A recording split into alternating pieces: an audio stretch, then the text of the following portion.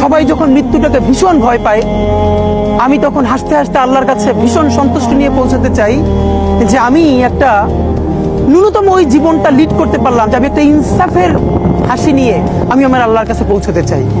সুতরাং আগামী 50 বছর বাঁচলাম, কোনো ইম্প্যাক্ট তৈরি হলো না আমারে দিয়ে, দেশের জন্য, রাষ্ট্রের জন্য, উম্মার জন্য, জাতির জন্য। কিন্তু আমি ধরেন 5 বছর বাঁচলাম, সেটার মধ্য দিয়ে যদি আগামী 50 বছরের ইম্প্যাক্ট তৈরি হয়, তাহলে অনেকদিন বেঁচে থাকায় কি সাফল্যের বলেন? শহীদ প্রেসিডেন্ট জিয়াউর রহমান কয়টা দিন বেঁচেছেন, কিন্তু ভাবেন আজকে পর্যন্ত উনি আমার অনুপ্রেরণা। হাঁটতে হাঁটতে আমার পা ফুলে যায়, আমি আমার টিম সেদিনকে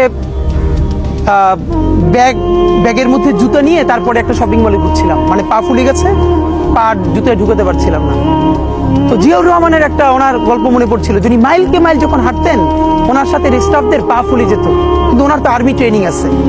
তখন তাকে বলতো, স্যার আপনার তো আর্মি ট্রেনিং, আমরা তো আর পারি না। এই জন্য ওনাকে মানুষ রাখাল রাজা বলতো।